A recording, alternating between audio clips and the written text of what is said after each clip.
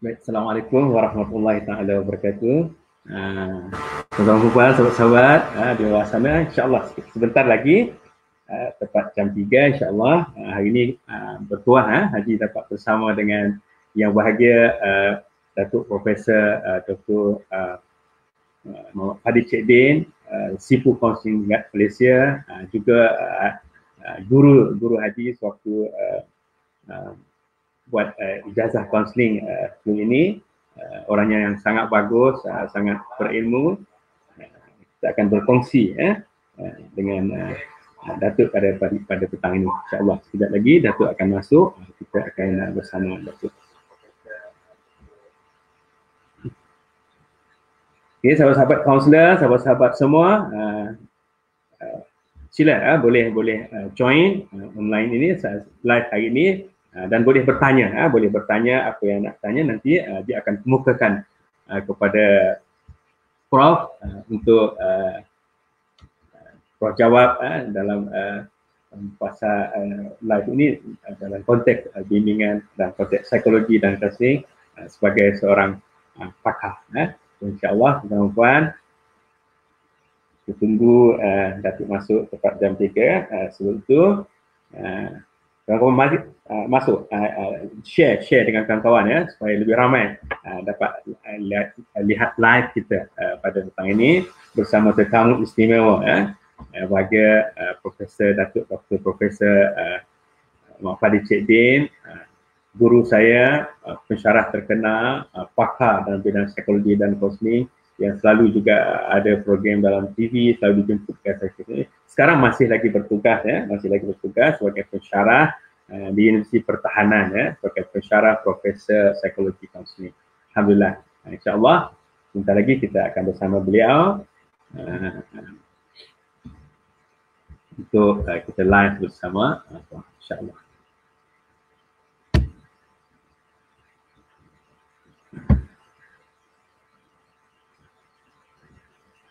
Okay, sahabat-sahabat boleh join, share ramai-ramai supaya ramai yang dapat ikut live hari ini, petang ini. Memang kita istimewa petang ini, bukan senang untuk kita nak dapatkan yang bagi Datuk Profesor, tapi Alhamdulillah Haji bertuah hari ini kerana dapat bersama dengan Datuk.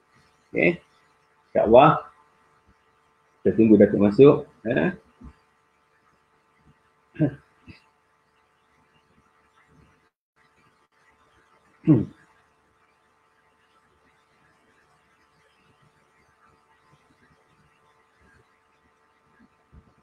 So, selama PKP, Perintah Kawalan Pergerakan, Haji juga terlibat sebagai kaunselor, telecounseling di bawah Kementerian Wanita dan Masyarakat, ramai rakan-rakan yang bertugas.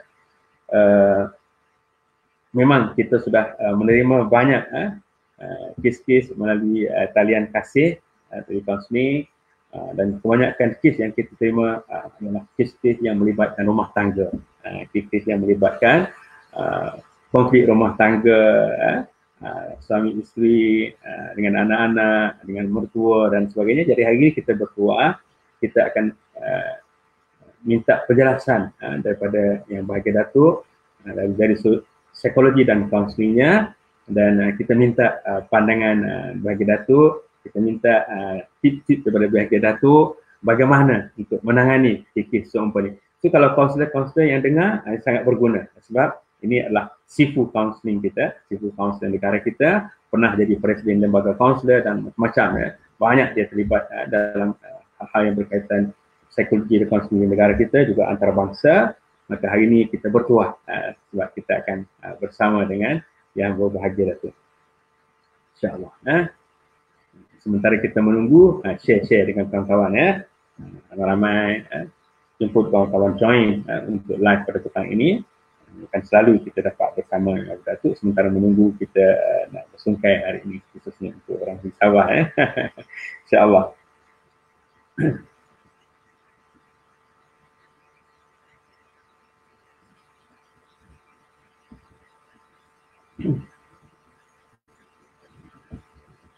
Okey, insyaAllah Datuk dah bersama kita sekarang. Assalamualaikum Datuk. Waalaikumsalam warahmatullahi. Alhamdulillah. Jadi sementara kawan-kawan masuk untuk live bersama Datuk, Mari kita, Datuk dah ready, kalau Datuk ready kita mulalah ya, sambil-sambil kita sembang-sembang ya. Boleh. Ya, boleh. Baik. Terima kasih Datuk. Sama-sama. Okey. Baik. Assalamualaikum warahmatullahi taala wabarakatuh. Datuk apa khabar? Alhamdulillah sihat. Alhamdulillah. Cuma Haji sihat, tapi lama tak jumpa yang bagi Datuk. So sekarang bila gambar berdua berdekatan, malu Haji. Malu kenapa? Pasal Datuk masih maintain macam orang muda lagi. Allahu Akbar. Saya dah berkeriput dah. Okey. Baik, pertama sebelum kita bicara soal tajuk kita tentang konflik rumah tangga, Datuk, nak ucapkan terima kasih banyak kepada yang berbahagia Datuk sudi live bersama Haji Mokhtar. Ini live biasa-biasa saja, bukan selebriti Datuk ya. Tak apa. Majlis ilmu sama semua.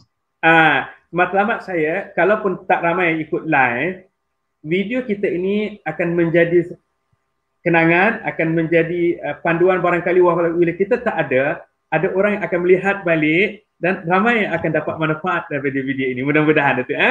Okay. InsyaAllah. Jadi walaupun ramai orang kenal, biasalah kita kaunseling ini nak supaya lebih kenal lagi kan. Saya difahamkan dan saya melihat, saya ikut perkembangan Datuk masih bertugas secara resmi ya. Masih tak nak berehat lagi ya. Alhamdulillah lah, masih lagi saya masih lagi nak menyumbang saya punya kepakaran saya dengan Universiti Pertahanan. Saya masih lagi.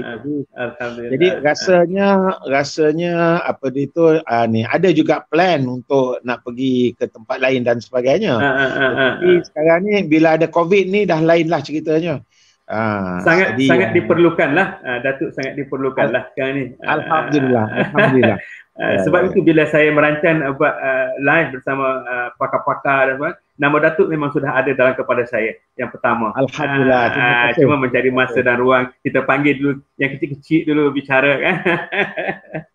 Okey Datuk, sebagai permulaan saya nak ucapkan terima kasih tadi kerana sudi bersama, itu satu. Yang kedua, nak ucapkan terima kasih banyak pasal Datuk pernah menjadi guru saya. Alhamdulillah. Dalam bidang kaunseling, ijazah kaunseling. Jadi hari ini depan ramai-ramai orang melihat, inilah guru saya, sifu kaunseling selain daripada kawan-kawan kaunselor profesor yang lain, pensyarah yang lain. Ini adalah salah seorang profesor, Datuk guru saya kaunseling yang sangat saya kasihi, yang sangat saya hormati. Masya Allah. Daripada dulu, kini selamanya, Datuk, walaupun kita dah tua-tua, Datuk, walaupun saya pelajar, Datuk buat saya macam kawan juga. Itu yang tak boleh lupa lah. Okey, jadi terima kasih Datuk. Selamat Hari Guru. Moga Datuk terus sukses dalam kehidupan, terus berkhidmat kerana kepakaran Datuk sangat diperlukan. Orang ramai kenal Datuk melalui rancangan dengan TV dan macam-macam orang dengar. Hari ini Datuk perkenalkan sikitlah. Datuk dari mana, berapa umur, bini berapa, cerita sikit. Okey, Alhamdulillah. Terima kasih banyak Tuan Haji Mokhtar. Ini anak saya, bukan dia Mokhtar, dia Makhtar. Datuk ingat. Ingat. Saya ni apa tu? Saya dengan Haji Makhtar ni semasa kita sama-sama mengurus pendidikan grup daripada Sabah. Wah, Sabah sangat ramai. Saya sangat suka. Sangat gembira. Kalau ke Sabah tu Allahu Akbar, macam-macam bawa balik. Yang paling bagus selain daripada ikan fresh, udang fresh, sotong fresh, itu daging payau itu hijau payau.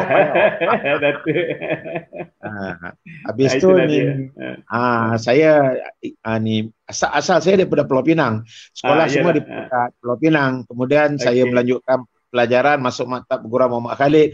Kemudian sambung belajar di UPM, Universiti Pertanian Malaysia masa tu, lulus.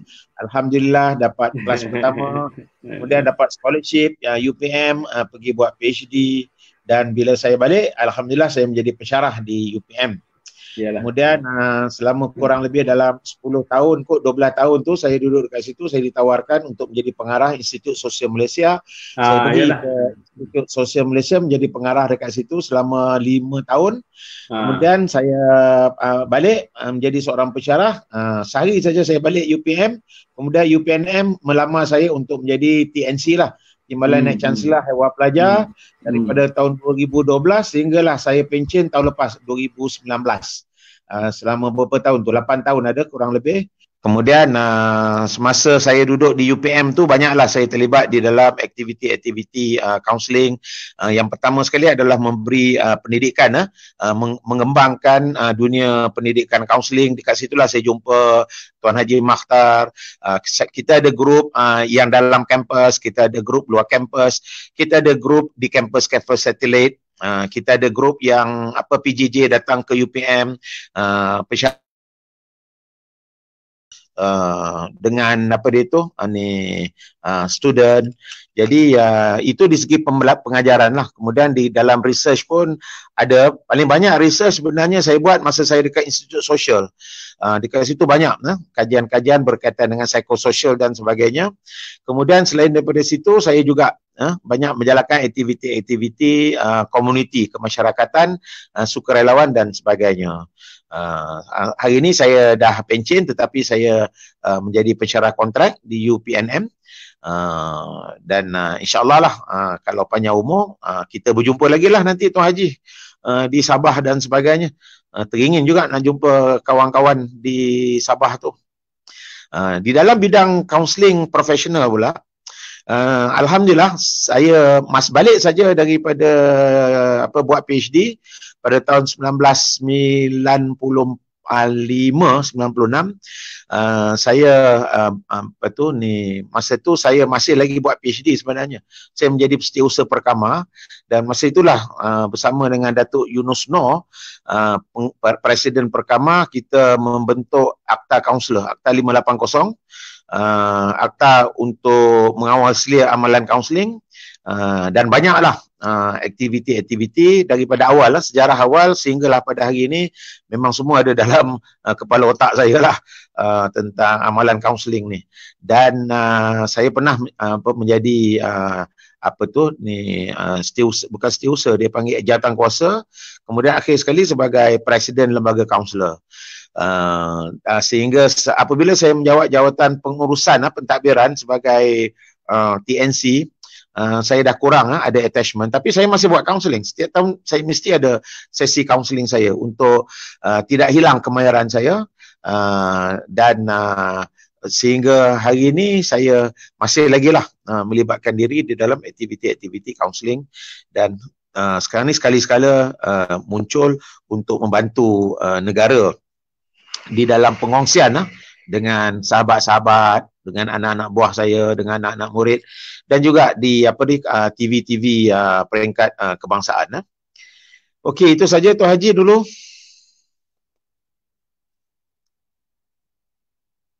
Kalau siapa yang belum pernah kenal, inilah yang bahagia Datuk Profesor Dr.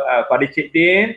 Kalau kaunselor-kaunselor yang baru, inilah orangnya yang memulakan menulis dan akhirnya berjaya terbitkan Akta 580 Kaunselor, Ethical Counselling. Ini Datuk lah antaranya. Ini sifu-sifu.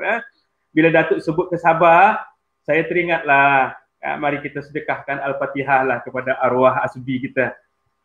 Ya, arwah asbi itu. Arwah asbi. Itu pun sifu saya, guru saya, orang yang sangat hebat. Saya ingat betul. Kalau kita pergi melawat dia waktu dia sakit, bukan kita nak bagi nasihat dia jadi terpusing. Dia nasihat kita. Itulah selamat kawan baik. Kawan baik. Mari kita sedekahkan. Saya pun takut nak nasihatkan dia sebab bila pergi saja betul dia akan nasihatkan kita. Dia masih lagi dia cakap apa tahu? Dia kata, Dil, engkau jangan pandai nasihat aku. Aku 3 orang sudah nasihat aku, 3-3 dah meninggal, dia kata. Jadi kau jangan nasihat aku. Jadi saya lepas tu saya mau tak berani nasihat. Walaupun kalau nak ikut kes tu, Masya Allah, Allah Ta'ala panjang umur. Kalau ikut abang dia tu, Abang dia tu kawan saya juga, Asri Selamat. Dr. Asri. Asri ya, Asri. Dia kata, Dil, aku rasa Asbi ni memang betul lah panjang umur. Sebab apa tau? Sebab rahsia dia selamat. Asbi selamat. Jadi itu satu. Lagi satu lagi sebab apa? Sebab dia memang kelakar, dia memang bagus. Dan amalan dia paling bagus adalah dia suka menderma. Dia menderma, dia kasih orang makan, dia memang bermurah hati. Betul. Dia, kalau kita ke rumah dia, Haji Mata, saya ziarah dia pada tahun 1998 kalau tak silap saya kan. Masa dekat Sabah tau. Masa tu memang dia masuk ICU dah nak meninggal. Tetapi Allah Ta'ala panjangkan umur dia sehingga tahun ini. Bermakna hampir 2. Waktu dia di hospital Queen Elizabeth, kita orang dah baca Yasin tu. Betul. Memang betul. Ya, betul. Student semua dah baca Yasin. Dia memang kira kami datang pun hanya ingat nak bawa balik ikut jenazah lah balik kan. Tapi itulah Allah Ta'ala sayang dekat dia dan beri apa dia tu, dia punya ni. Sehingga hari akhir pun masih lagi melawak dengan saya lah. Dia dengan saya memang macam adik abang lah. Betul, faham. Saya mengusik sehingga hari terakhir masa dia sakit tu lah, bukan dia sakit sebenarnya, dia penat kepenatan. Tapi memang dah sampai ajal dia lah. Sebab tu, bila dia dah proses darah dia tu, dia macam penat kan. Lepas tu lah dia meninggal. Kita sedekah Fatihah lah. Baik, kita sedekah Fatihah pada arwah guru saya juga, Asbi Selamat, orang yang sangat hebat, Masya Allah. Antara sebab dia umur panjang ialah kerana dia ramai kawan, kita dah baca Yasin, ingat dia nak mati, rupanya berkat doa sahabat-sahabat dia yang bersahabat secara ikhlas, panjang umur dia. Dan sudah sampai masanya, Allah panggil dia. Al-Fatihah untuk arwah Asbi Selamat. Bismillahirrahmanirrahim. Bismillahirrahmanirrahim. Ar-Rahmanir-Rahim. Maliki yaumiddin. Iyyaka na'budu wa iyyaka nasta'in.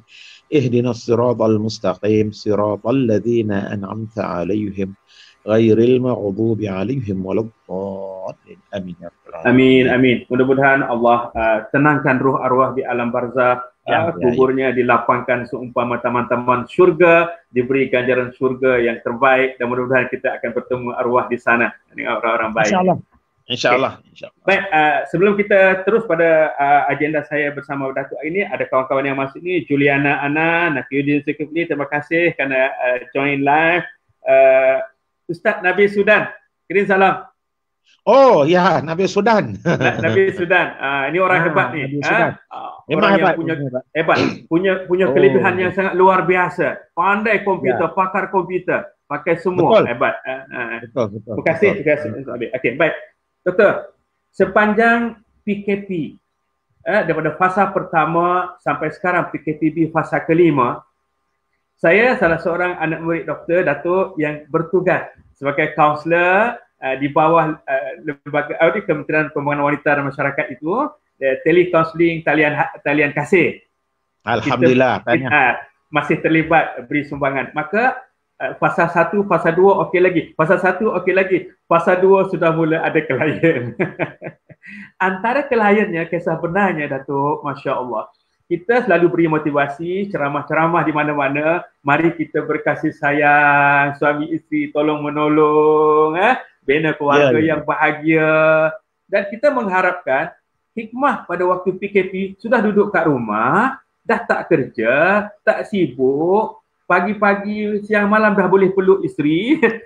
Rupanya ramai pula yang bergaduh sampai nak bercerai-berai. Ini kisah benar Datuk dari fire counselor kita. Okay, saya nak kemukakan satu kes, etika kita rasa tak bagi tahu di mana dan siapa, tapi minta Datuk jelaskan apa sebab, apa cara kita nak bantu supaya mudah-mudahan dia pun mendengar.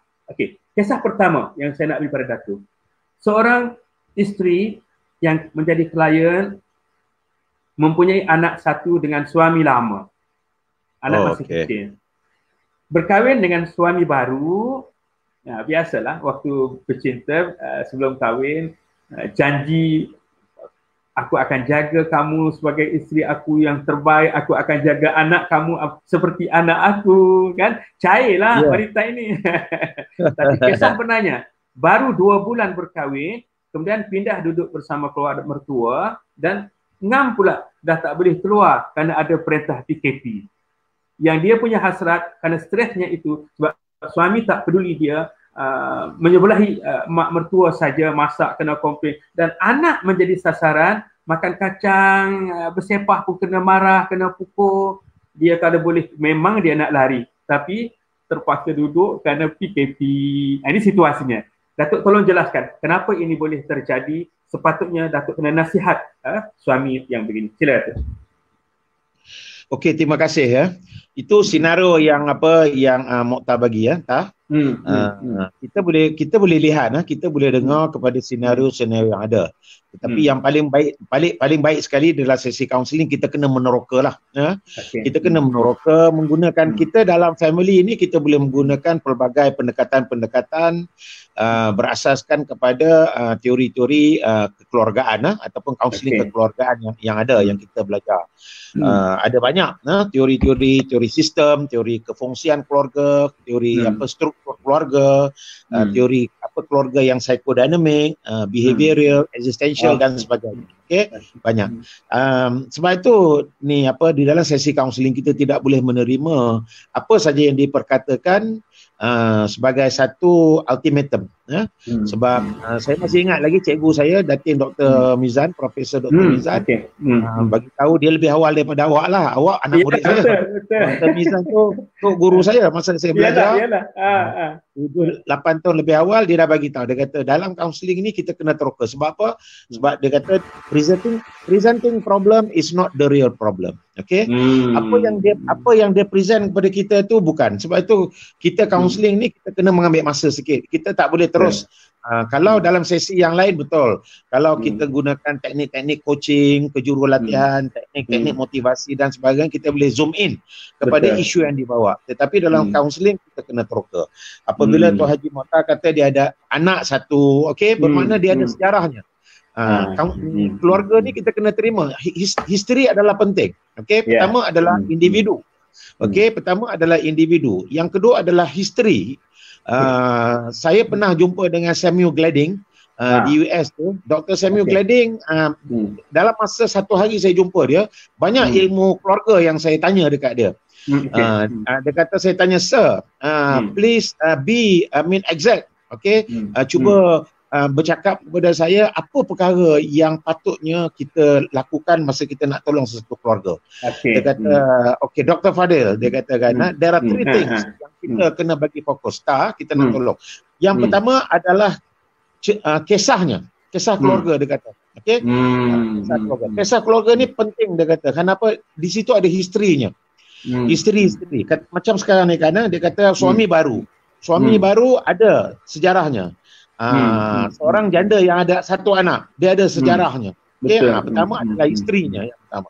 Baik, yang kedua, dia ada apa? Dia ada pelakon-pelakonnya. Pelakonnya siapa? Pelakonnya adalah dalam konteks ini, kalau Haji Mokhtar kata pelakonnya adalah suami. Suami. Kemudian yang baru kepada seorang isteri yang janda. Yang kedua, figuranya adalah seorang janda, seorang perempuan. Orang yang ketiga adalah anak, anak yang satu-satunya anak bersama dengan isteri ataupun janda tersebut. Dan lagi satu lagi dalam cerita tu ada ibu bapa. Ibu mertua. Ibu mertua yang ada. Itu figura. Ibu kepada suami, Ibu kepada suami, yes, ibu kepada suami. Jadi isteri itu terperangkap dekat rumah dengan benda. Jadi ada orang, kemudian yang ketiganya dia kata di sini dia kata theoretical, dia kata. Theoretical framework tu yang you kena ada. You nak guna apa? Kalau you gunakan systematic, you tengok antara history dan juga antara history campur dengan figura ni berasaskan pada sistem. Apa sistem yang ada? Kita tengok pada sistem keluarga. Kalau you nak gunakan kefungsian, what is the function? Fungsi seorang isteri, fungsi seorang suami, fungsi seorang anak, fungsi seorang ibu mertua dan sebagainya. Jadi ini satu benda yang nak dikongsi lah dengan kawan-kawan kita, kaunselor-kaunselor yang ada dekat luar sana kan.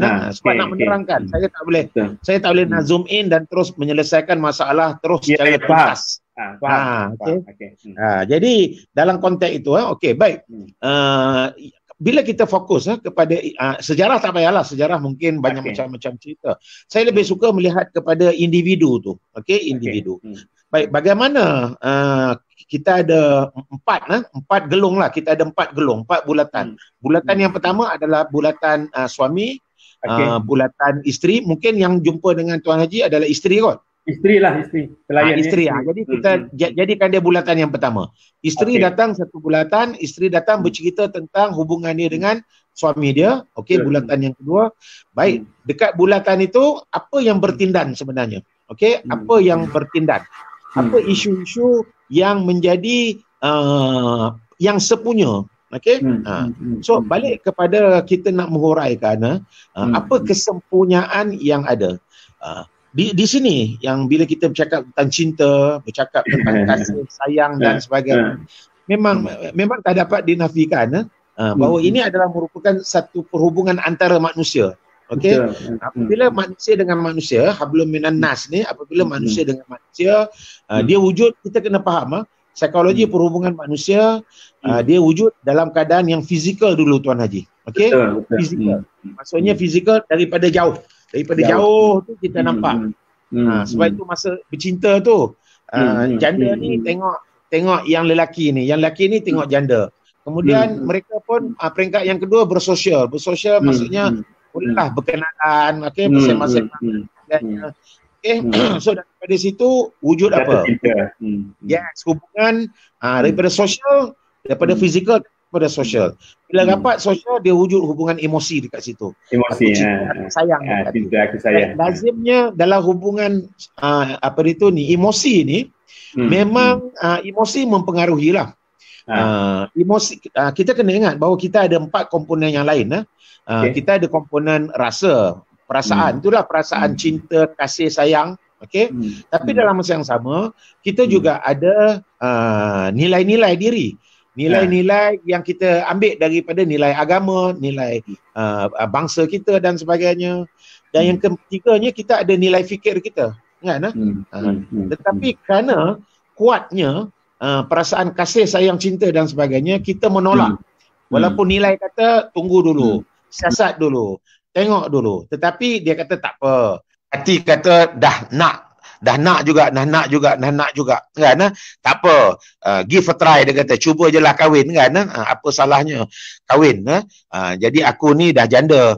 Aku ni ada anak, kan? Ini adalah peluang aku. Jadi fikiran-fikiran kadang-kadang nilai-nilai kata jangan, fikir kata jangan, tapi dia nak juga. Dan tingkah laku dia tu. Adakah tingkah laku dia, kecenderungan dia untuk dia nak menerima lelaki yang baru? So benda-benda yang macam tu yang yang wujud di dalam sistem hubungan. Tetapi yang keempatnya, ini yang penting. Keempatnya akan berlaku intim. Intim kita tak tahu. Sebelum kahwin, yang kita tahu sekarang ni dah 2 bulan lockdown. Intim kan. Dia dah kahwin, sejak dia kahwin tu dah ada hubungan intim. Sebelum tu dah ada hubungan intim. Jadi kalau hubungan tersebut boleh antara intim, dekat dengan jauh boleh wujud. Maka dirinya boleh juga renggang. Dia boleh renggang. Daripada fizikal tadi, kepada sosial, kepada emosi, kepada intim. Sekarang ni intim, dia dah apa dia? Dia dah ada pergeseran dekat situ. Dia ada konflik dekat situ. Dan konflik ni kalau tak diurus, dia akan menjadi renggangan, dia akan membawa kepada apa? Membawa kepada hubungan emosi saja. Daripada intim kepada hubungan emosi. Daripada emosi, dia akan jarak pula. Lepas ni kalau tak diurus dengan baik, dia akan pergi kepada hubungan sosial saja. Hubungan sosial bermakna apa? Aku duduk dalam rumah ini, ini adalah seorang tua, nama dia mak mentua aku, ini adalah suami aku, ini adalah anak aku. Hanya hubungan sosial sajalah. Aku balik, aku masak, kemudian aku melaksanakan tugas aku, dan hubungan ini kalau kita tak jaga, dia akan kembali kepada hubungan hubungan fizikal yang jauh. Bermakna mungkinlah dia akan bawa kepada cerai, berpisah dan sebagainya. Jadi kembali kepada keadaan itu, kan? Jadi dalam konteks ini kalau kita nak membantu dia, kita boleh membantu dia mengekalkan keintiman tersebut. So nak membantu keintiman tersebut macam mana Tuan Haji Mokhtar? Dia memerlukan kepada 2 orang ini. Okey, iaitu siapa? Iaitu yang pengadu tu isteri dan juga suami isteri. Suami isteri ya. Mereka ada dua bulatan tu dan mereka bertindak. Okey. Baik, semasa mereka menilai kepada apa? Haji, okey, menilai balik kepada struktur mereka nombor satu. Struktur di dalam sistem keluarga. Okey, satu. Yang kedua, fungsi mereka, fungsi antara kedua tersebut. Okey.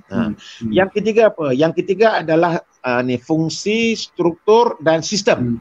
Okey, sistemnya ada. Fungsi, struktur dan sistem. Yang kita boleh lagi satu lagi, kita boleh masukkan tenaga-tenaga dan dinamika yang ada.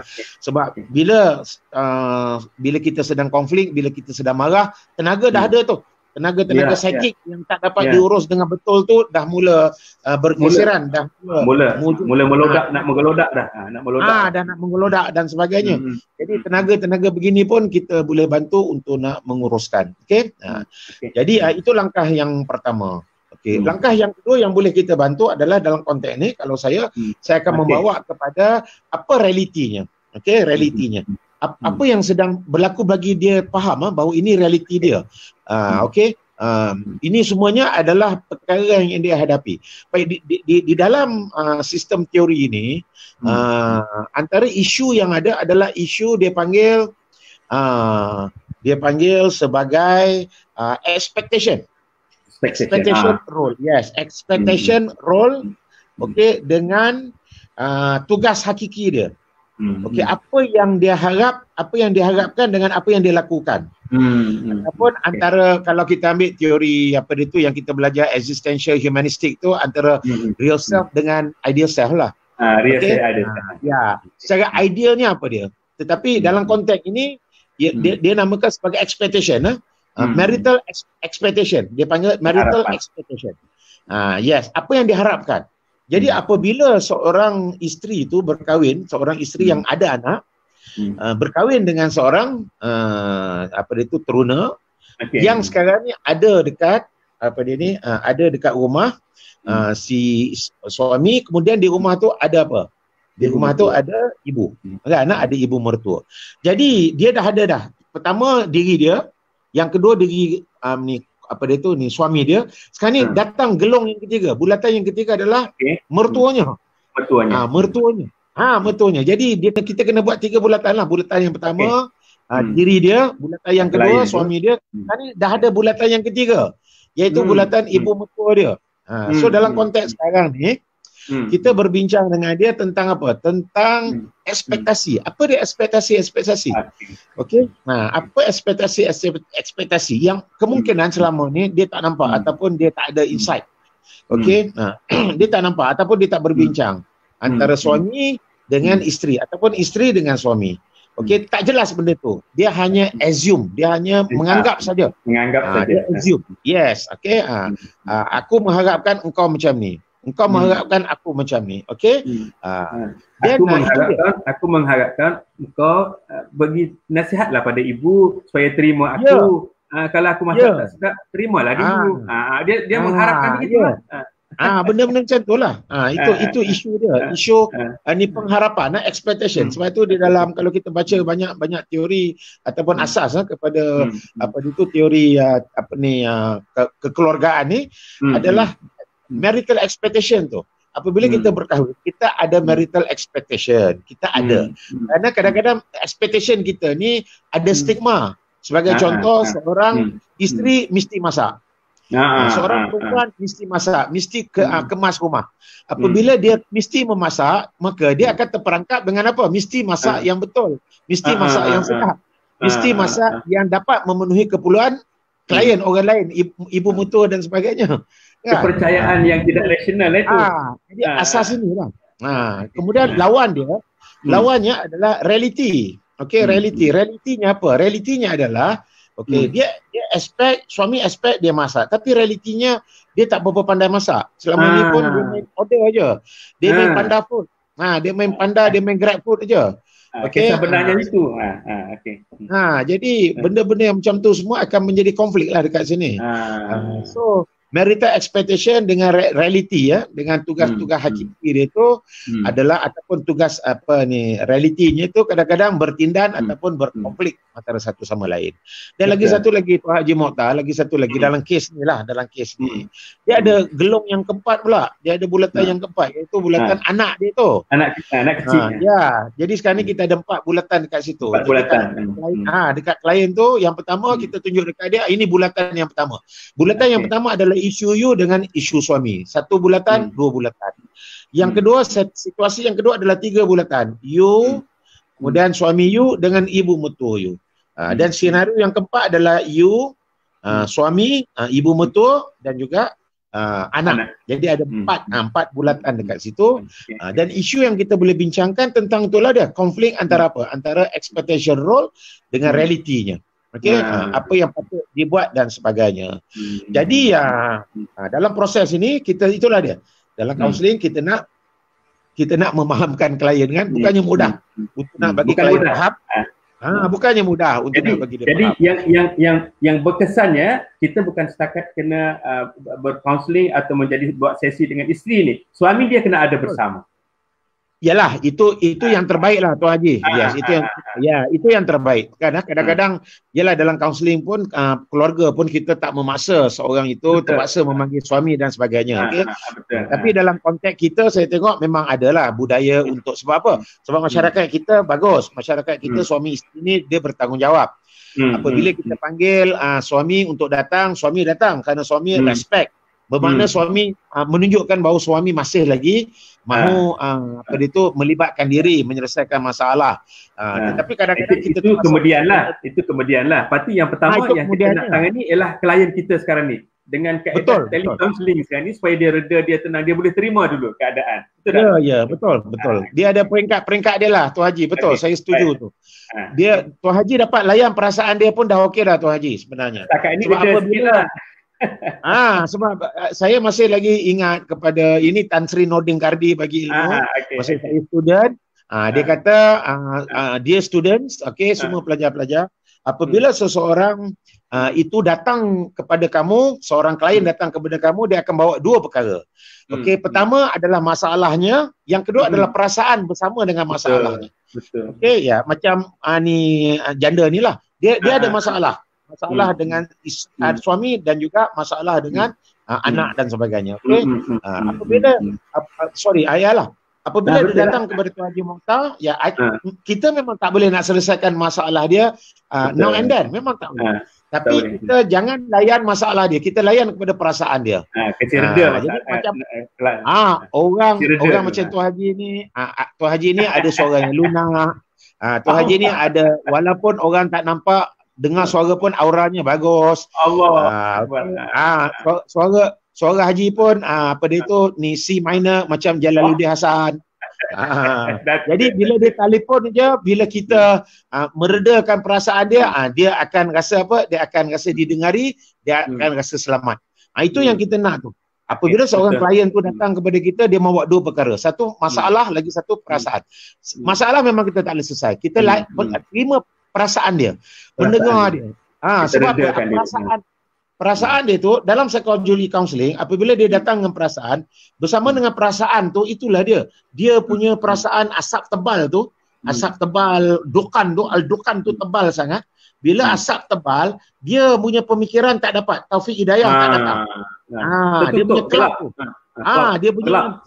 Dia punya IPU, indeks pencemaran udara tu tebal. Bila indeks IPU tebal, 200, 300, 500 indeks dia kan. Jadi dia tak boleh nak cari insight. Jadi bila Haji dengar, kaunselor ni dengar, dia punya perasaan resah, gelisah, kacau bilau tu pelan-pelan hilang. InsyaAllah. Dah sekali bila dia habis bersepah dengan Haji, dia akan dapat apa? Itu dia. Itu yang Dr. Osman kata celik akal tu. Celik akal. Dr. Osman Muhammad. Itu guru saya juga tu. Guru kita. Semua yang Datuk sebut tadi guru-guru saya bersama juga. Alhamdulillah saya bertuah. Dia kata ada insight, dia kata ada insight. Jadi bila ada insight, kalau Edward Di Bono kata dia ada experience. Maksudnya itu dia roh kita tu kan. telah pun memberi taufik hidayah kepada kita. Okey.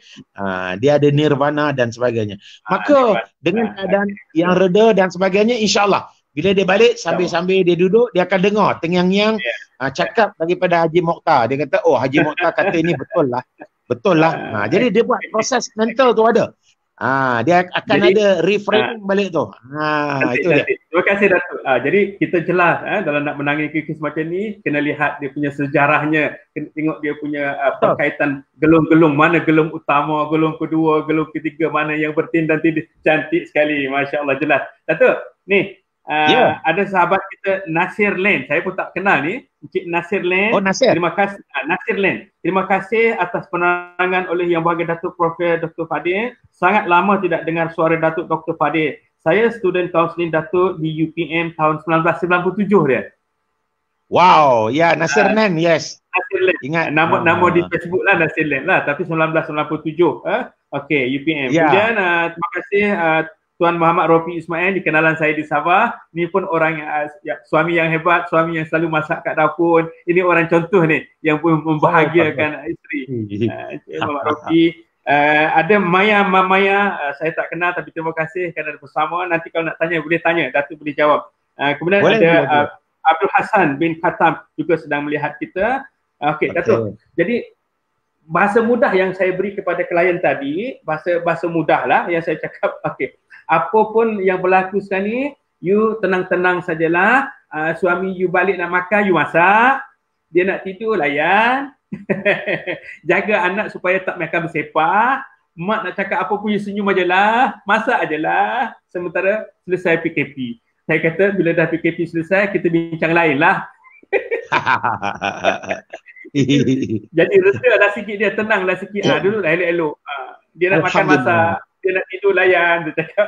Jangan cari salah siapa-siapa. Okey, terima kasih Datuk. Secara ilmiah yang Datuk sudah bagi, saya akan garapkan secara teoretikal dan praktikalnya nanti, sebab kes ini kita akan tangani seterusnya. Baik Datuk, kes yang kedua.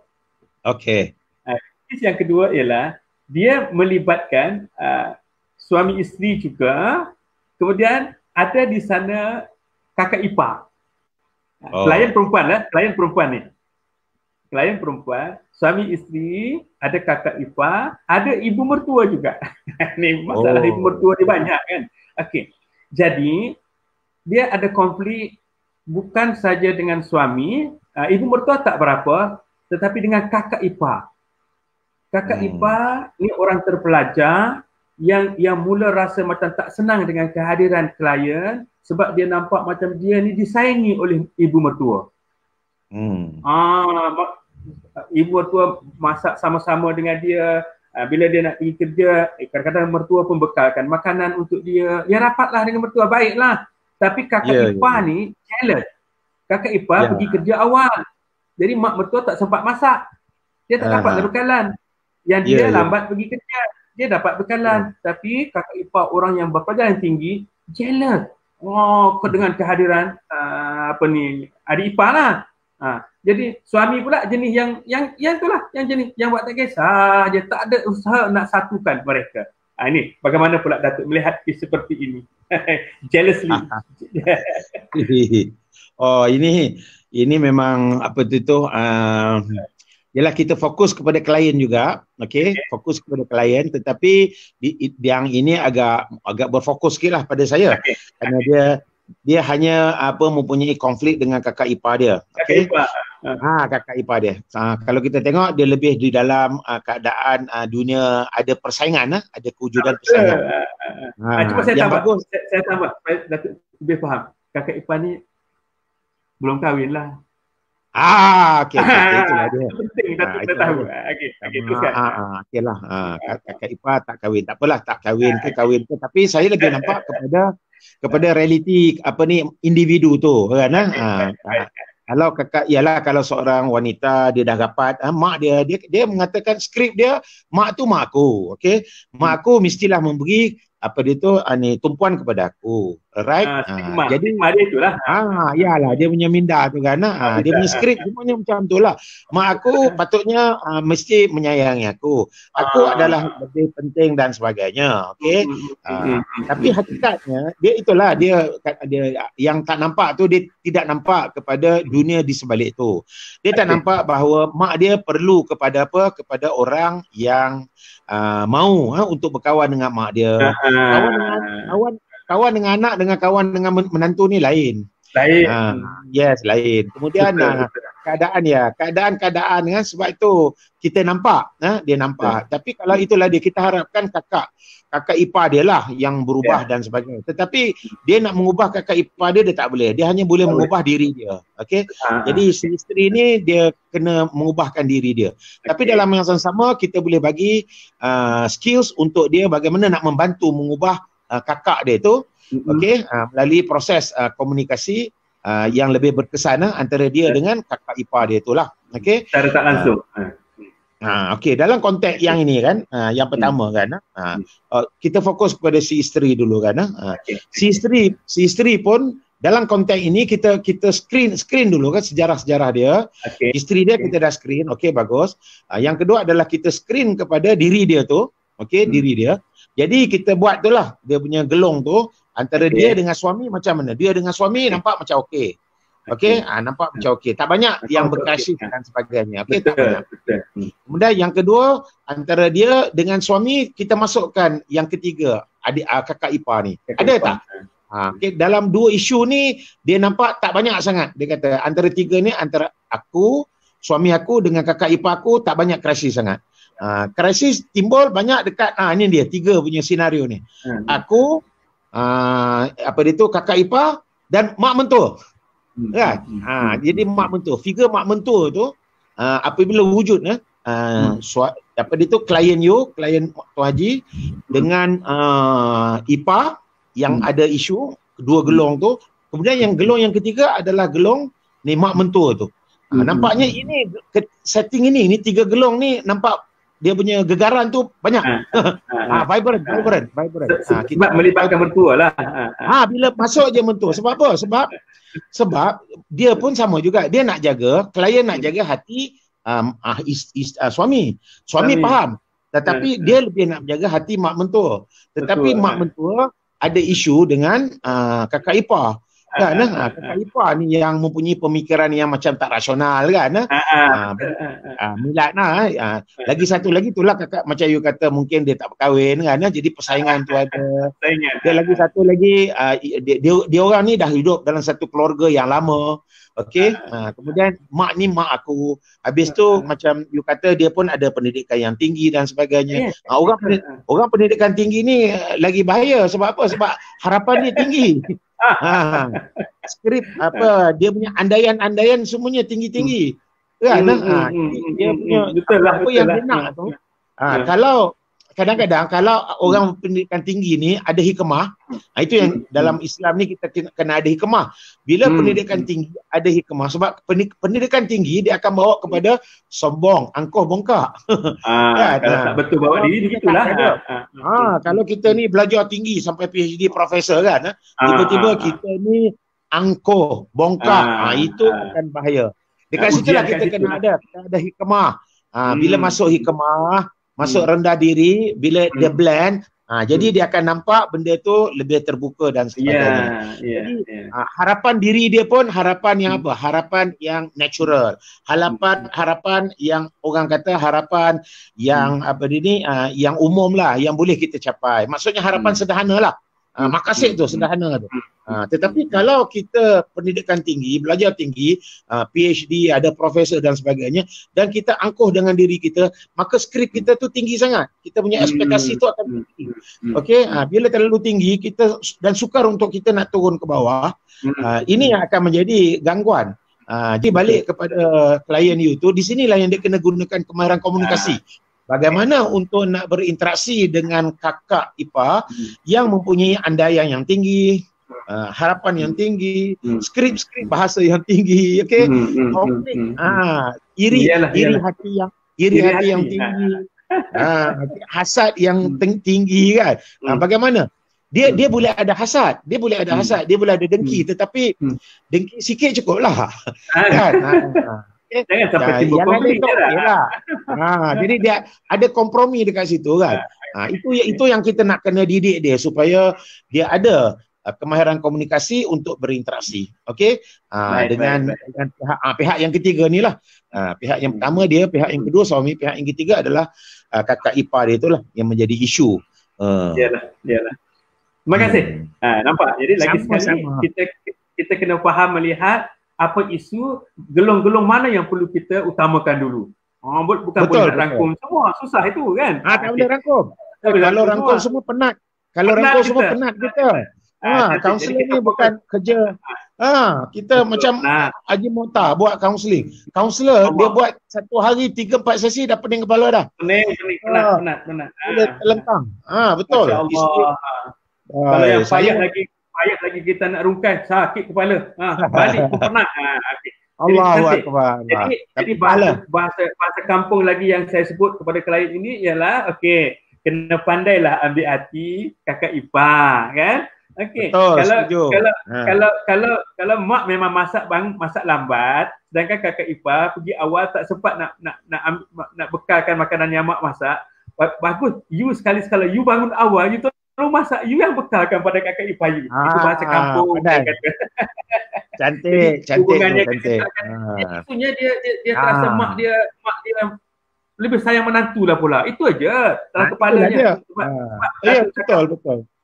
Orang ilmu tinggi, kenapa tinggi harapan dia mak aku lah. Jangan beri pada orang lain. Tak boleh lah macam tu. Betul. Okey, bagus. Baik, terima kasih. Datuk. Kes yang ketiga. Kes ketiga ni kes yang terakhir lah dalam perbincangan kita. Sebab saya nak juga Datuk beri nasihat-nasihat biasa yang umum nanti. Baik, jadi untuk kes yang ketiga. Kes yang ketiga kisah benar juga Datuk. Suami isteri, kisah benarnya sudah melalui kehidupan sudah 5-6 tahun, sudah lama juga. Tetapi pada satu ketika ada masalah, ada krisis, rupanya isteri yang ada orang ketiga. Ini isteri ada orang ketiga. Sampai satu peringkat mereka sudah bercerai, talak satu lah. Tapi akhirnya jodoh mereka masih panjang, berbaik semula. Tetapi kerana ada anak jugalah, ada anak 2 orang ya. Tetapi suami sudah mula sedikit buat syarat-syarat dan kekerasan lah untuk kembali bersama ini. Maknanya ada perjanjian dan kau mesti bersumpah kau tak boleh lagi bercakap dengan boyfriend kau itu, orang ketiga itu. Kalau kau bercakap, kita akan berpisah lagi. Mana ada dia mesti bersumpah. Maka klien ni perempuan lah. Maka dia tanya saya, Haji, boleh ke dia bersumpah sesuai tak apa hukumnya apa semua? Saya hanya jawab, bukan sumpah itu yang penting. Yang penting ialah kamu kembali dengan penuh kasih sayang. Jangan berbuat lagi dosa yang lalu, dah memang salah itu. Itu dari bahasa ustaz lah. Jadi Datuk tolong, mudah-mudahan dia mendengar.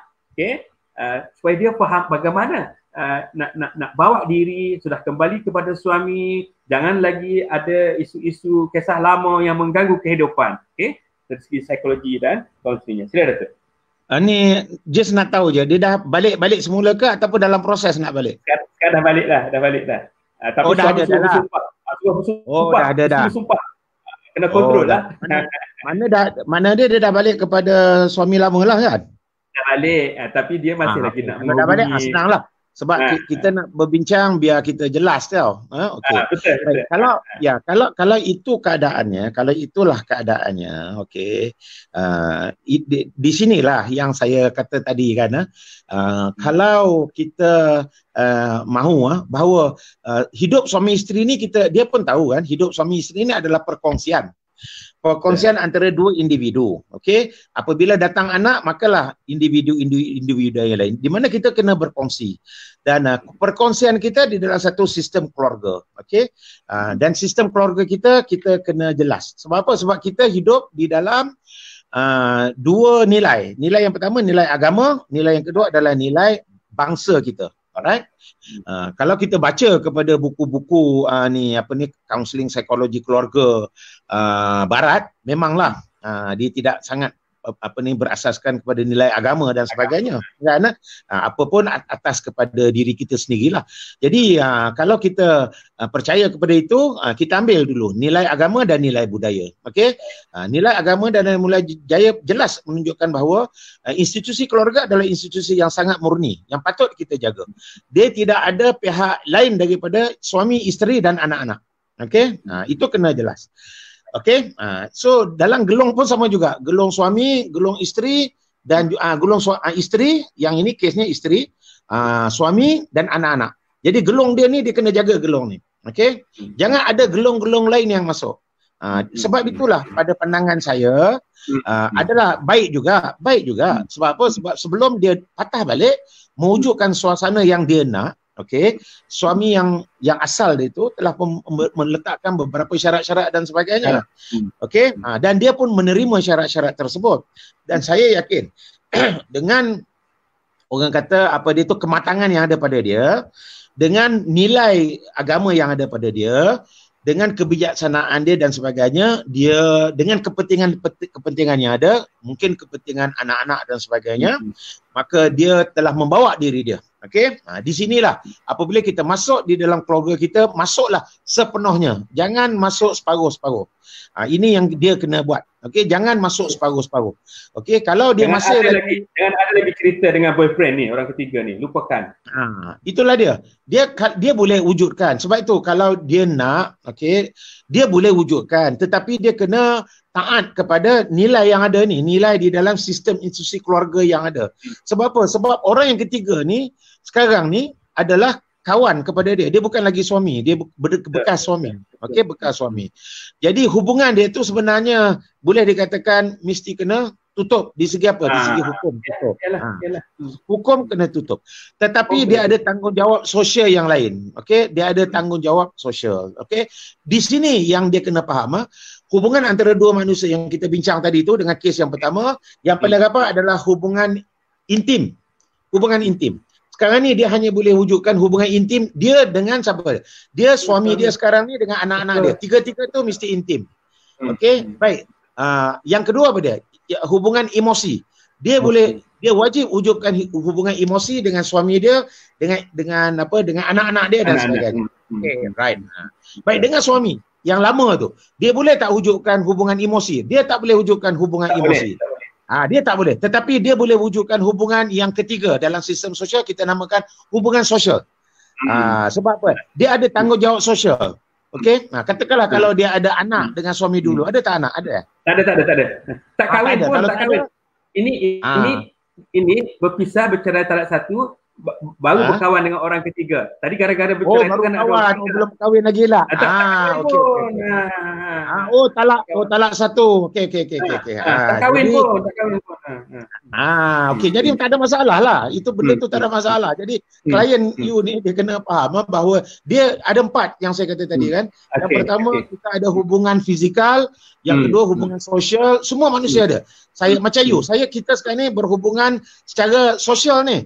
Melalui media sosial walaupun jauh. Tapi apabila kita tutup sesi ni, maka kita hanya ada hubungan fizikal saja. Saya tahu Haji Mohtar ada dekat Kota Kinabalu dan Haji Mohtar tahu saya ada dekat Putrajaya. Kita hanya ada dua hubungan fizikal. Okey. Yang pertama hubungan fizikal. Semua manusia, yang kedua yang dia ada hubungan sosial. Yang ketiga dia ada hubungan emosi, yang keempat dia ada hubungan intim. Okey. Dia boleh wujudkan hubungan dengan keluarga hari ini intim, dia boleh sosial, emosi boleh. Tetapi sosial dia mesti dan fizikal mesti ada. Dengan keluarga sekarang ni dia mesti ada 4 tu. Tetapi dengan dia punya kekasih ke whatever, okey, kalau dia nak wujudkan, dia boleh wujudkan hubungan sosial boleh. Sosial dengan fizikal saja. Tetapi agama yang masuk di sana bermakna buat dulu sesuatu yang suami boleh percaya. Betul. Berkawan dengan isteri suami. Ada agamanya masuk di sana. Tak ada masalah lah. Jangan ada yang dia tekan ni pasal suami dah paksa dia tak boleh jumpa, tak boleh cakap dengan lelaki itu. Memanglah suami marah kan. Jadi betul lah. Dia kena faham. Dia kena faham kenapa suami jadi macam tu. Dan kalau tak kerana dia ada engagement dan sebagainya, suami takkan jadi macam tu. Jadi semua manusia ada cemburu. Haji Mohtar pun ada cemburu. Walaupun dah berpuluh Walaupun dah berpuluh-puluh pagi pergi Mekah depan Kaabah, cemburu kuat. Ya, parang Kota Belud saya bawa. Parang Kota Belud. Parang Haji apa dia tu kampung ya Parang Bajau. Tuan Haji Kolim tu, Haji Kolim. Masih ada, masih lama tak jumpa. Okey. Betul. Lama tak jumpa. Itulah dia. Jadi balik kepada tadi, dia kena memahami apabila dia dah menerima keadaan suami, dia appreciate kepada suami yang ada dan anak-anak, bermakna dia kena pilih lah. Dia tidak ada makna dia tak boleh menang dua-dua. Dia tak boleh menang untuk mendapatkan suami dan juga anak-anak, dan dalam masa yang sama dia nak mewujudkan hubungan emosi dengan pihak yang sana. Dia tak boleh. Tapi dia boleh hanya mewujudkan hubungan sosial saja. Tetapi walaupun sekarang ni, walaupun sosial, bila suami dah marah dan sebagainya, kita kena taat lah. It's okay lah. Mana macam sekarang ni lah, PKP lah, berkurung. Sabarlah dulu. Kita doakan supaya satu hari nanti suami dia tu yang ada celik akal. Dia kata, okeylah, I rasa you dengan I ni pun okey dah, kan? I pun dah percaya dekat you. Kalau you rasa you nak pergi berjumpa, janganlah, tak elok, tak manis. Kalau you just nak WhatsApp, nak tanya apa khabar, kan? Okey, kalau you rasa you nak ajak dia datang makan dan sebagainya, kan? Hanya menghormati dia sebagai manusia, tunjuk dekat dia supaya dia menghormati kita, supaya datang dekat rumah, this is my husband, this is my child, this is my home, this is my family. So dia balik, dia akan bagi tahu, ni kawan aku perempuan ni dah ada isteri, dah ada suami, dah ada anak, dah ada family, di mana aku tak akan ganggu lagi dan sebagainya. Jadi dia pun dapat celik akal, dia dapat hidayah, dia pun tak akan ganggu, dan at least kemungkinan dia akan nasihat pula. Dia kata, tak payahlah you contact I, kan? You pun dah ada suami. You jagalah suami you tu. Suami you tu bagus, you tahu tak? Suami you tu jauh 10 kali lebih bagus daripada I, you tahu tak? Ini belum tentu lagi. You tak kahwin dengan I lagi. You tak hidup dengan I lagi, you tak tahu. I ni keturunan Abu Sayyaf, tahu tak? Abu Sayyaf. Baik. Mudah-mudahan itu akan berlaku. Mudah-mudahan orang-orang yang terlibat dalam serka-serka kehidupan tadi mendengar ni. Cantik.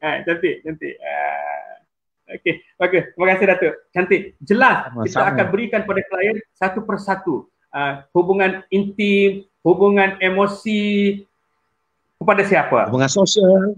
Sosial boleh kepada siapa? Jangan semua. Cantik jadi. Itu baru kita boleh tangani dengan kaedah yang terbaik, ada kerangka teorinya, ada kerangka agamanya. Masya-Allah. Terima kasih Datuk. Cukup untuk 3 kes ini dulu. Sama-sama. Saya nak lanjutkan sikit Datuk. Bagaimana Datuk bersama Datin? Dah lama saya pun kenal. Mungkin salam kat Datin, orang yang bagus. Okey. Jadi bagaimana Datuk punya rahsia mengekalkan keintiman,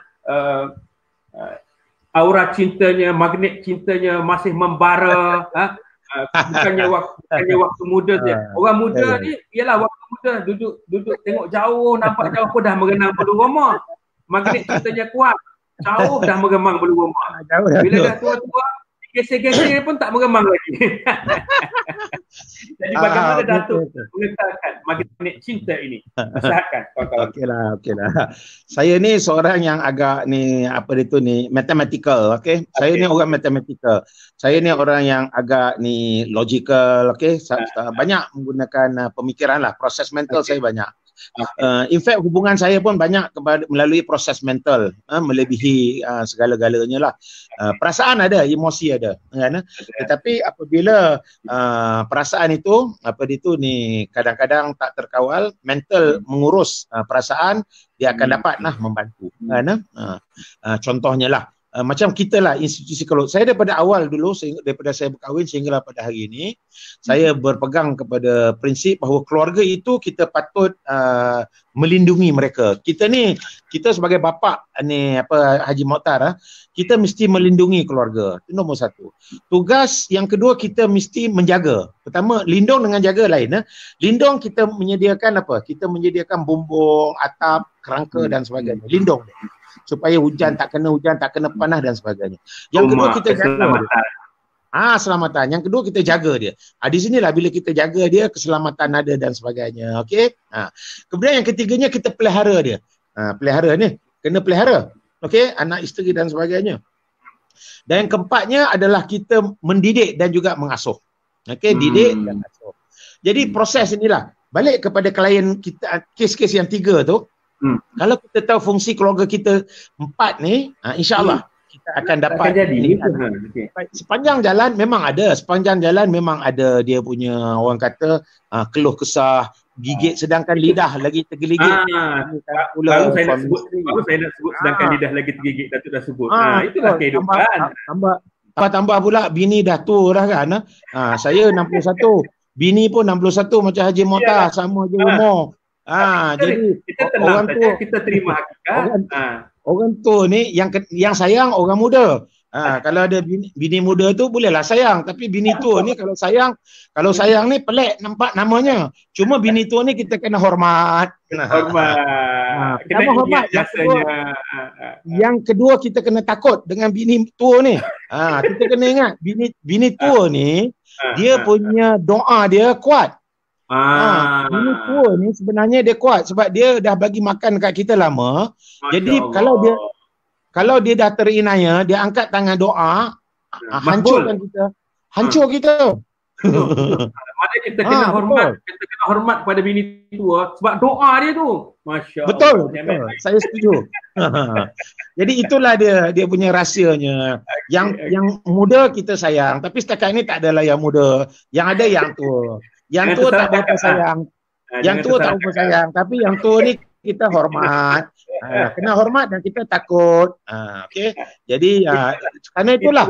Jadi itulah dia Datuk Dr. Fadil. Waktu dia jadi pensyarah kami tak kering gosip. Bila buat praktikal dengan Datuk, waktu kita buat di outbound school di Sabah dan sebagainya. Masya-Allah. Betul. Saya harap kita punya kawan-kawan lama, anak murid Datuk Borhan. Salam kat Suhaimi, dekat ramai kawan-kawan tu. Borhan dah balik. Kusaini masih bertugas di IPG, Kusaini kita tu. Kita punya hubungan masih rapat, insya-Allah. Okey Datuk. Okey. Kita terima kasih banyak. Puasa terakhir, kata-kata pesanan doktor khusus kita 2 hari lagi kita akan berakhir puasa Ramadan. Hari ini malam dah ke-27, malam ni malam ke-28. Kita lama lagi kita akan menyambut hari raya. Okey, sebelum saya bermaaf-maafan dengan Datuk, sedikit nasihat sebab hari raya kali ini, hari ini dalam sejarah, hari raya di rumah sendiri, tak boleh berkunjung ke saudara-saudara yang lain, nak bermaafan menggunakan online punya sistem WhatsApp dan sebagainya. Nasihatlah sebagai seorang pakar kaunseling, nak berurusan, nak bermaafan melalui maya. Okey, terima kasih Tuan Haji Mokhtar kan. Okey, yang pertama sekali sama-sama sebab ni wabak ni COVID ni, wabak selagi tak ada dia punya vaksin dia tu, bermakna inilah cara hidup kita. Okey. Lagi lama lagi ramailah klien Tuan Haji Mokhtar, klien kita dan sebagainya.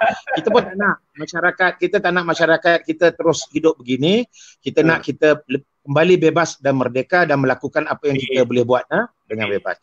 Jadi untuk itu orang yang boleh membantu kita serahkan segala ilmu, pengetahuan dan tunjuk ajar dan arahan daripada Kementerian Kesihatan Malaysia. Hari-hari kita kena dengar Kementerian Kesihatan punya pakar bagi tahu kepada kita dan kita kena patuh. Okey, macam ni raya ni dia dah bagi tahu awal. Okey. Ni Perdana Menteri baik, abah kita baik, dia kata dia kasih kita jumpa raya. Tapi kalau ikut kepada Datuk DG tu, Datuk Seri Syam tu, dia garang, dia kata no. Dia kata no gathering, dia kata kan. Tapi kerana abah ni orang politik, dia pun tengok rakyat nak bergabung. Dia tanya dekat Dr. Ucap, kalau boleh gathering ni, boleh tak sikit-sikit? Tak payahlah ramai-ramai.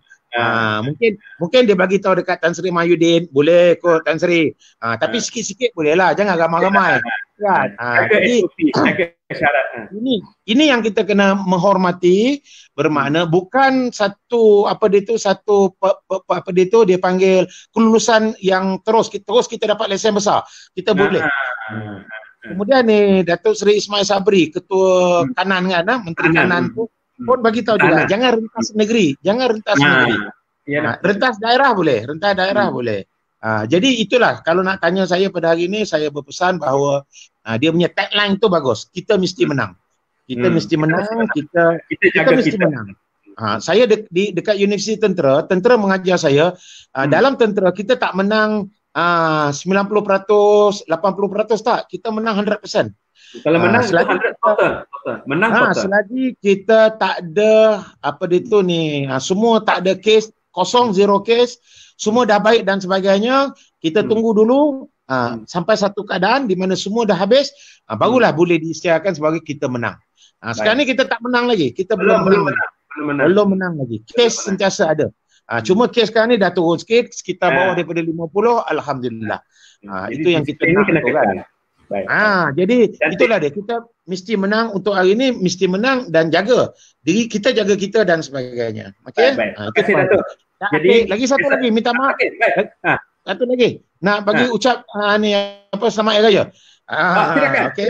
Kepada semua rakyat Malaysia yang dengar. Semua sekali yang menonton pada hari ini dan juga yang akan menonton selepas ini, saya Dr. Fadil Cedin, pensyarah daripada UPM dulu, kemudian pengarah ISM, kemudian sekarang ni menjadi pensyarah di UPNM bersama dengan isteri saya, Puan Hajah Rashidah Omar, dan anak-anak mengucapkan selamat Hari Raya Aidilfitri, dan dengan ucapan maaf zahir dan batin kalau ada apa-apa yang telah selama ni kita berinteraksi, ada apa-apa yang mengganggu perasaan, itulah dia, mengganggu intim, perasaan, emosi, sosial dan sebagainya, minta maaf. Kita doa panjang umur, dapat jumpa lagi. Amin. Datuk, terima kasih banyak. Mudah-mudahan semua yang mendengar, murid Datuk di mana pun, di mana tempat kerja Datuk daripada UPM seterusnya sehingga ke sekarang Mesti Pertahanan mendengar, Datuk dah minta maaf, semua mereka maafkan Datuk. Saya sendiri Datuk, saya nak minta maaf sebab saya kadang-kadang anak murid tua yang jenis melawan juga kan Datuk. Ada ketikanya saya berargue dengan Datuk. Jadi Datuk faham. Tapi kasih dan saya pada Datuk. Haji Muhtar, dia bukan yang tua. Orang yang melawan ni kerana dia bijak, pandai. Macam saya juga kadang-kadang. Macam saya juga kadang-kadang kita ingat kita pandai. Jadi bila kita pandai, kita mempertahankan kepandaian kepandaian kita. Jadi bila kita pertahankan juga, lama-lama kita rasa aku ni terangkuh lah, tersombong lah. Barulah kita sedar kalau. Baik. Sama aja. Baik.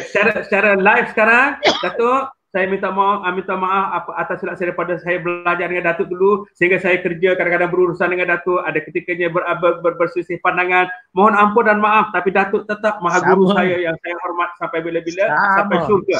Sama. Alhamdulillah. Saya juga doakan Datuk dan Datin sekeluarga terus bahagia, kekal bersama hingga syurga. Walaupun kita tak berapa nak sayang macam orang muda, tapi hormat tetap kekal sampai syurga. Salamkan Datin.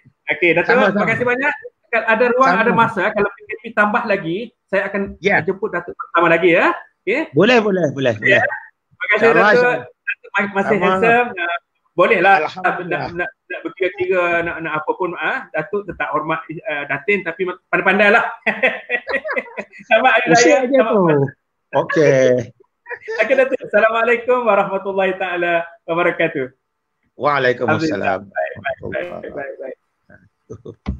Okey, tuan-tuan dan puan, alhamdulillah Haji bersama hampir 1 jam bersama Yang Bahagia Datuk. Memang dia kelakar, dia baik, kita boleh bergurau, tapi ilmunya sangat tinggi. Tak rugi sahabat-sahabat yang ikut live bersama Datuk Dr. Fadil hari ini. Mudah-mudahan video ini boleh menjadi tatapan, boleh menjadi rujukan untuk kita membina keluarga yang bahagia menangani konflik-konflik rumah tangga yang timbul, bagaimana yang Datuk dah terangkan, dah jelaskan bagaimana keadaannya satu persatu kita rungkaikan seka-seka yang berkaitan masuk elemen agama dan kehidupan sosial dan sebagainya. Akhirnya daripada saya, mari kita hidup dengan penuh kasih dan sayang, dengan kuasa cinta. Hablum minallah, hablum minannas. Seorang suami ambil tanggungjawab untuk mendidik, membimbing, menjaga isteri dan anak-anak dengan penuh kasih dan sayang.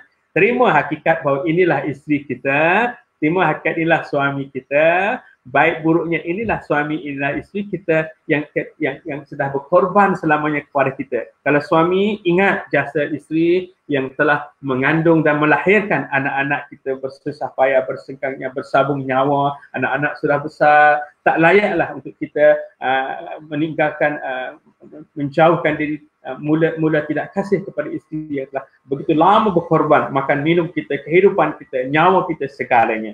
Begitu juga seorang isteri, jangan banding-bandingkan suami dengan suami yang lain. Terima seadanya, redha, taatlah, patuhlah kepada perintah suami selagi dia tidak memerintahkan perkara yang melanggar hukum agama. Sebab redha Allah, redha suami membolehkan isteri melangkah ke syurga nanti. Tolong kita berkasih sayang, saling bantu-membantu. Sebelum saya tutup, saya teringat kisah Sayyidina Umar. Satu ketika ada seorang sahabat datang nak mengadu kepada Sayyidina Umar, nak mengadu tentang istrinya yang kuat berletih, yang marah-marah selalu setiap hari di rumah. Dia tak gembira, tak senang sudah nak melayan kerana isteri. Dia datang nak bertanya kepada Sayyidina Umar, nak mintakan nasihat. Tapi sebelum dia dapat berjumpa, bila sudah sampai ke rumah Sayyidina Umar, dia mendengar suara wanita yang sedang berletih, yang sedang marah-marah. Dengar suara itu, tetapi dia tak dengar pun suara Sayyidina Umar menjawab. Dia hanya dengar suara wanita yang sedang berceloteh, suara laki-laki Sayyidina Umar dia tak dengar pun. Jadi dengan demikian, dia pun ambil keputusan tak jadilah nak jumpa, nak ganggu Sayyidina Umar, sebab mereka sedang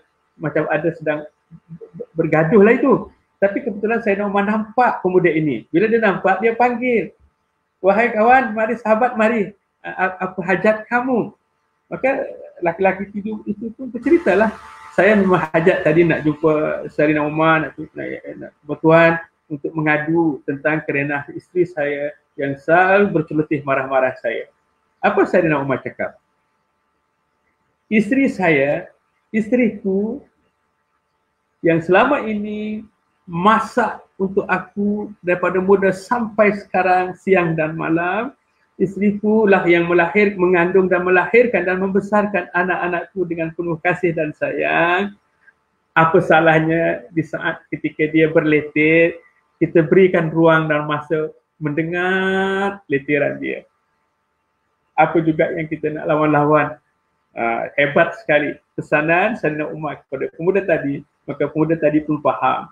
Maka dia balik ke rumah, dia buat seperti Sayyidina Umar buat. Kalau bini berletih, dia dengar dengan penuh kasih sayang, dia tak simpan di hati, dia tak marah. Sebab apalah juga nak marah, isteri yang selama ini menjaga kita, masak untuk kita, mengandung dan melahirkan anak-anak kita. Cuma sekali-sekala dia lepaskan perasaan berletih, layan sajalah dengan tenang dan kasih sayang. Itu juga rahsia besar dalam kehidupan berumah tangga. Okay? Mesti berfikiran positif, mesti ada nilai kasih sayang, nak bina keluarga, nak bimbing anak-anak sampai syurga. Baik, cukup untuk sekadar itu. Terima kasih sekali lagi kepada yang bahagia Datuk Dr. Fadil Cik Din, Datuk Profesor, guru saya, selamat hari guru untuk dia. Saya pun dah lama tak jumpa dia secara bersemuka, insya-Allah.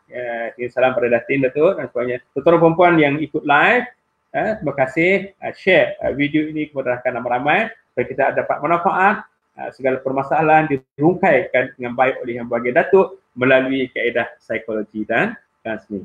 Kita jumpa lagi. Selamat berpuasa semua. Hari-hari terakhir, mudah-mudahan kita berdoa supaya kita diizin Allah untuk bertemu malam tadi, malam ke-27 untuk bertemu Lailatul Qadar yang Allah janjikan malam yang lebih baik daripada 1000 bulan. Kita berdoa, doa yang paling mustajab ialah minta keampunan kepada Allah. Itu yang mengampun, sukakan keampunan, ampuni takut. InsyaAllah kita jumpa lagi tuan-tuan perempuan dalam live yang lain. InsyaAllah. Assalamualaikum warahmatullahi taala wabarakatuh.